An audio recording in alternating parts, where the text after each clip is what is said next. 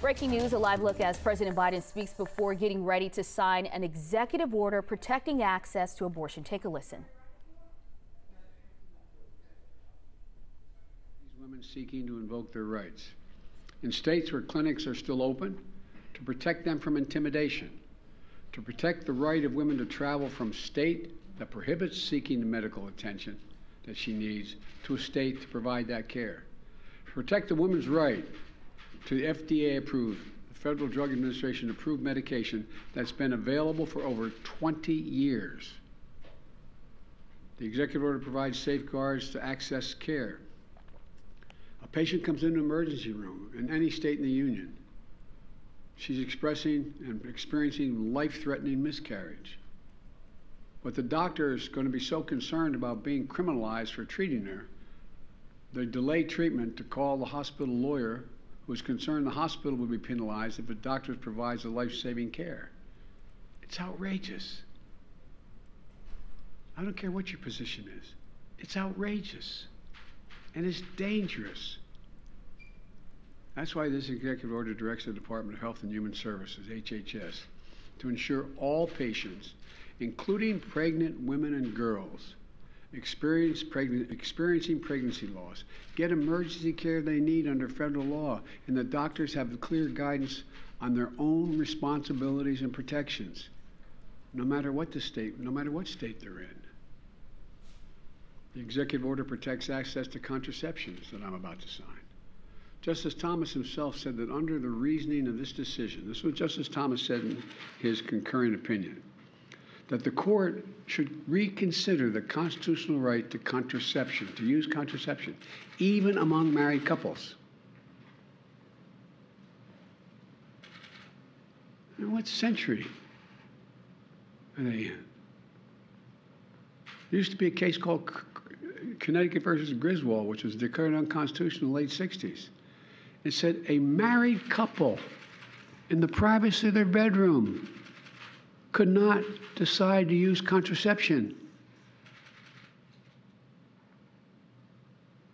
Right now, in all 50 states in the District of Columbia, the Affordable Care Act guarantees insurance coverage for women's health services, including free birth control.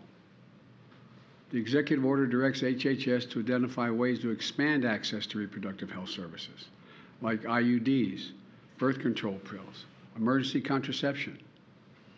And equally important, this executive order protects patient privacy and access to information, which, looking at the press assembled before me, probably know more about it than I do. I'm not a tech guy, I'm learning. But right now, when you use a search engine or the app on your phone, companies collect your data. They sell it to other companies, or they even share it with law enforcement.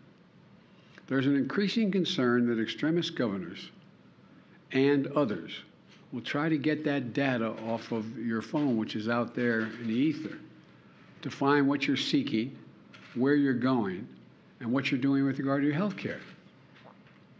Talk about no privacy. No privacy in the Constitution. There's no privacy, period. This executive order asks the FTC to crack down on data brokers that sell private information to extreme groups, or in my view, sell private information to anybody. It provides private health information. It protects private health information in states with extreme laws.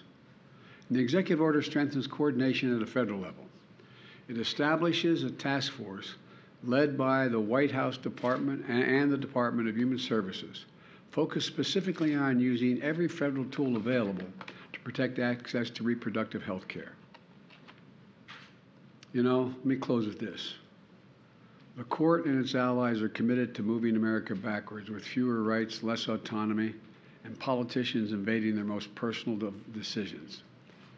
Remember, the reason of the decision has an impact much beyond Roe and the right to privacy generally.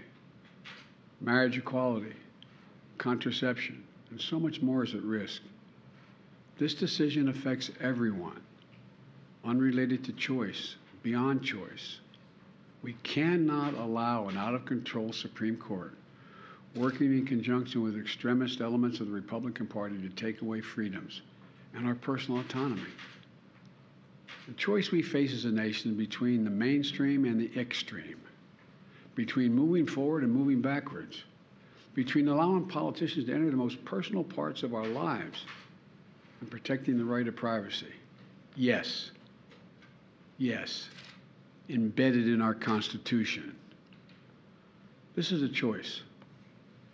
This is a moment, the moment to restore the rights that have been taken away from us, and the moment to protect our nation from an extremist agenda that is antithetical to everything we believe as Americans. Now I'm going to sign this executive order.